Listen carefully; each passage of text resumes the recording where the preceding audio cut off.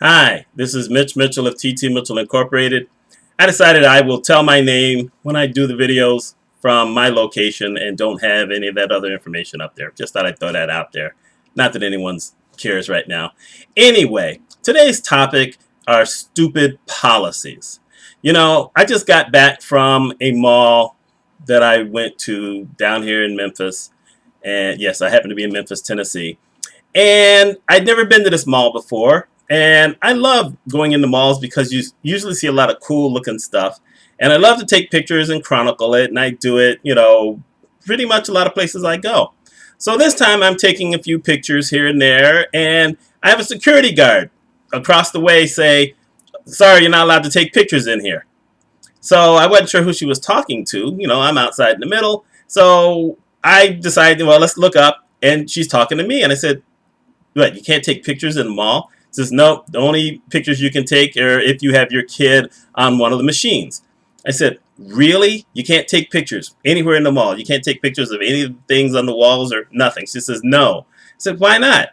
And she said, well, after 9/11, we decided that we needed to have more security. So we don't allow pictures because someone could be casing the joints so that they can set off bombs or maybe rob the stores.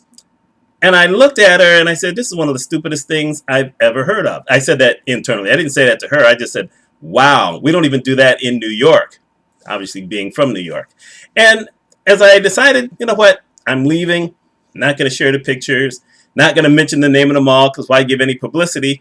I'm thinking, you know what, there are so many companies that have stupid policies that have nothing to do with their business, have nothing to do with anything except someone decided they needed to come up with a policy, and they did it. Policies about sick time and policies about, being on time and leaving on time, policies about how much work. I talked in last night's video about policies talking about how much work has to be done in a day when you can't really measure that, if you're not doing any benefit, what's the point in having stupid policies?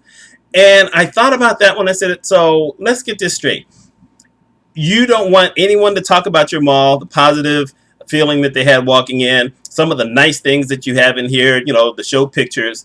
And it was like going to a restaurant a few months ago, finding out that they have a Facebook page, they have an Instagram page, they have some other page. I think they're on Twitter.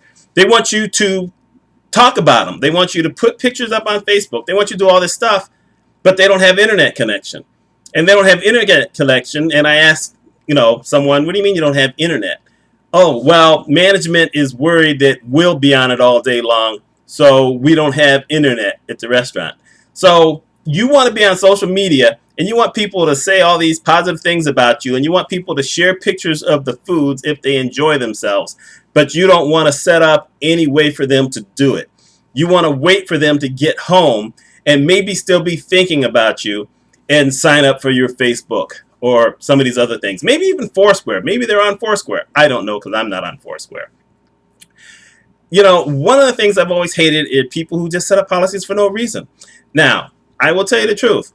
If I had ever had anybody who I reported to say to me, just because or because I said so, probably would have had a major problem. I'm not 12 years old. I'm not 5 years old.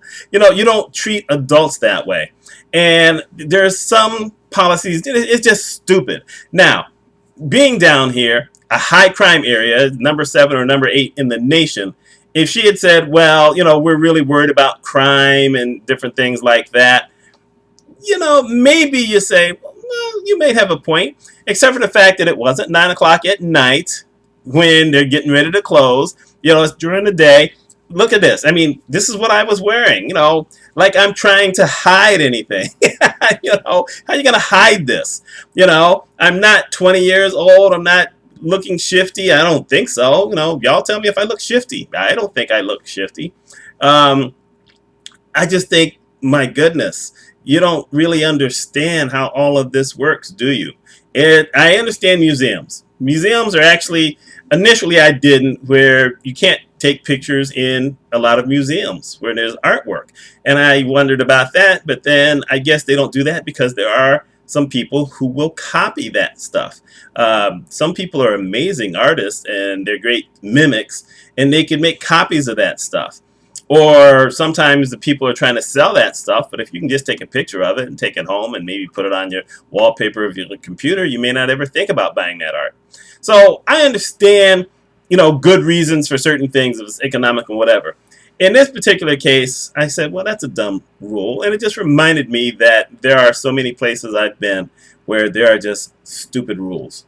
So I ask you, if you are a supervisor or a manager, do you have some rules that in retrospect are pretty stupid? Or are they just selfish rules?